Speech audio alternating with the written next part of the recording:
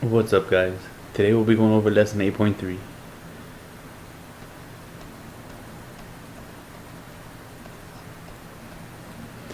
And 8.3 should be fairly easy because it is parallelograms again. So call it Parallelograms Part 2. Just a few new stuff and some review. Before we get started, let's review the 4 things from 8.2 which you need to know. And here they are. Number 1. Opposite sides are congruent and parallel. Congruent means they are equal. Parallel means they never touch. Those are the symbols. Opposite angles are congruent, so they're equal, congruent. Consecutive angles are supplementary. Supplementary means they equal 180 degrees when you add them. And the diagonals bisect each other. Bisect means to cut in half, exactly in half, which really helps out when you're solving questions. So let's go over example 1. Example 1 should look very familiar. It says to solve for x. Well, these are diagonals and they're letting you know that this piece here equals that piece, which means that this piece here equals this piece here. So they're equal. So we can simply put 5x minus 9, which is this piece here, equals 3x plus 1, which is this piece here. I know it's hard to tell which one they belong to, but they belong to these. And they're equal. So 5x minus 9 equals 3x plus 1. Find the smaller x, subtract it. 5 minus 3 is 2. X minus 9 equals 1. How do you get rid of the negative 9? You add 9. 2x equals 10. And then we do what? Divide by 2. 10 divided by 2, x is 5. Easy smeezy. We did that last time. Example 2. So here in example 2, we have an angle right here and an angle down there. Now remember that 8x plus 19 is the top right corner. So this one here is congruent to the angle way over here. Do we know this angle? Nope. That doesn't help. 21x minus 13 is the bottom right, which means it is congruent to the top left over here. Do I know this angle? Nope. That doesn't help. Well, that sucks. But these two angles are supplementary. They're not congruent, but they are supplementary. So you add them and put equals to 180. 8x plus 19 plus 21x minus 13 equals 180 degrees. Combine like terms. I have an 8x and a positive 21x. And 8x plus 21x. 8 plus 21 is 29 x's. Well, not 29 x's. You don't want to have 29 x's. Anyways, 29x. Then we have a 19 minus 13. 19 minus 13 is a positive 6. Equals 180 degrees. Subtract 6 because you want to get x by itself. 29x is equal to 180 minus 6 is 174 divided by 29,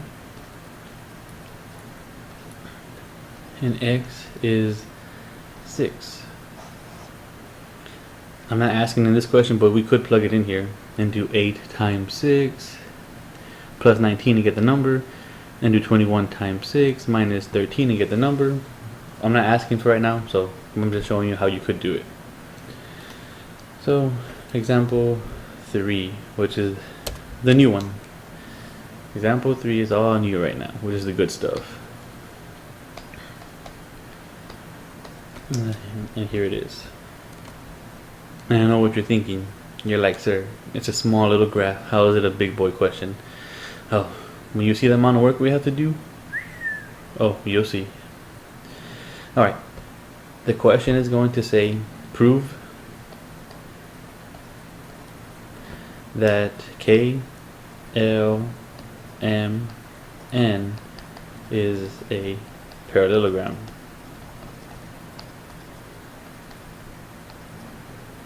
Geez, I wrote that ugly. Oh well. Alright. Prove that this shape here is a parallelogram. Yes, it looks like it. That doesn't work. That works in middle school. We have to prove it. You need two things. One, opposite sides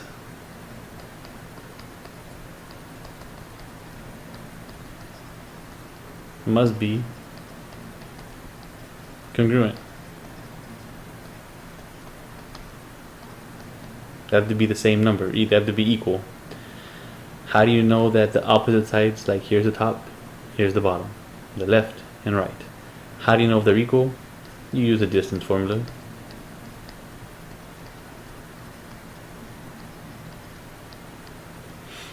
Which one's that one? The one you all love. Big old square root. x2 minus x1 squared plus y2 minus y1 squared. So you have to do that first. And if it passes number 1, then you can move on to number 2. The second step you need to prove it's a parallelogram is to prove that the slopes are equal. Prove slopes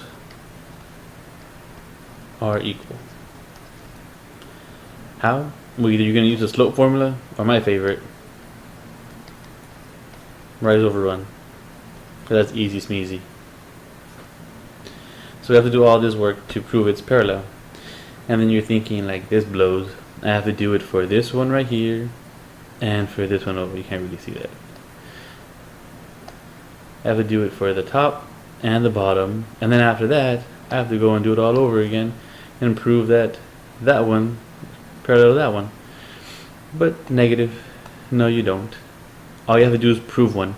So either you're going to choose the yellows parallel to the yellow or the greens parallel to the green. I'm going to do the yellows, so the top one and the bottom one. That's what the numbers we're going to be working with next. Now I'm going to keep the picture. I'm going to erase all this stuff here, so don't freak out. Alright, so I said I'm going to be using the top and bottom. So I need K, which is 2, 2, and L, which is 4, 4. And then the other one is N, which is 4, negative 2, and M, which is 6, 0. So first, we'll do the distance formula. Let's make sure they're the same length. And we have to do it twice. So once for KL, and once for NM. Alright, so for KL, I'm going to label my points because it makes life easy on myself. X1, Y1, X2, Y2. So the formula was X2, which is 4, minus X1, which is 2, squared, plus sign. Then it's Y2, which is 4, minus Y1, which is 2, squared. You put all that in the calculator, and you're going to get the square root of 8, which is equal to 2.828. So it's 2.828 meters or feet or whatever. So now we have to work with N, M. Again, I'm going to label my points. X1, Y1, X2, Y2. Then plug it in the distance formula. X2 is 6. Oh crap, don't need a comma.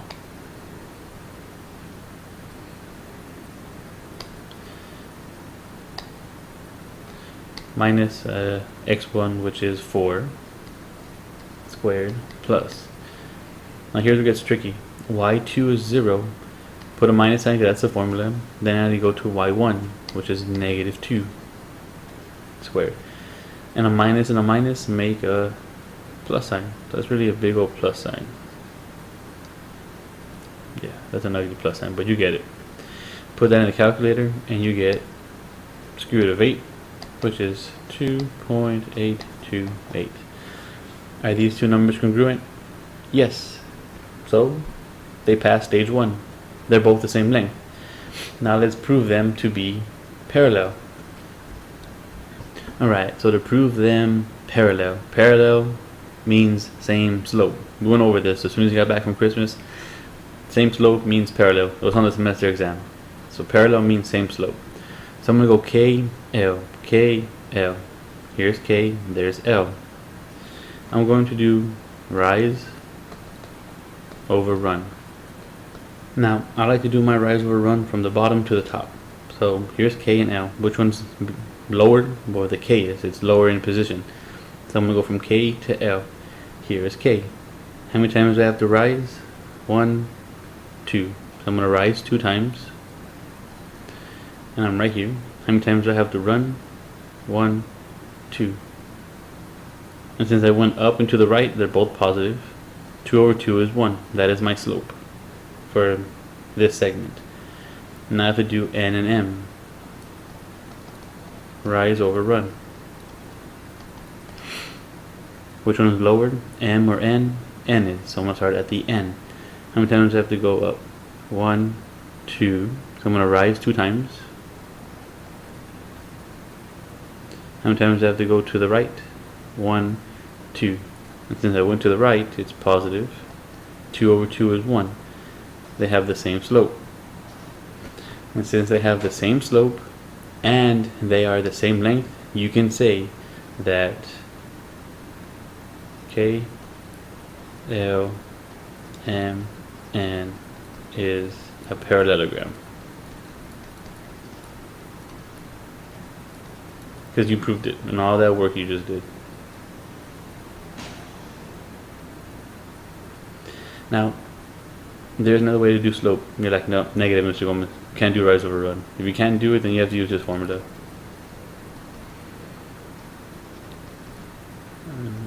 y2 minus y1 over x2 minus x1. And you just plug in the little numbers to both of them and get 2 different numbers, and it'll give you 1 either way. So that's pretty much it. So bring your notes tomorrow to class, guys. Laters.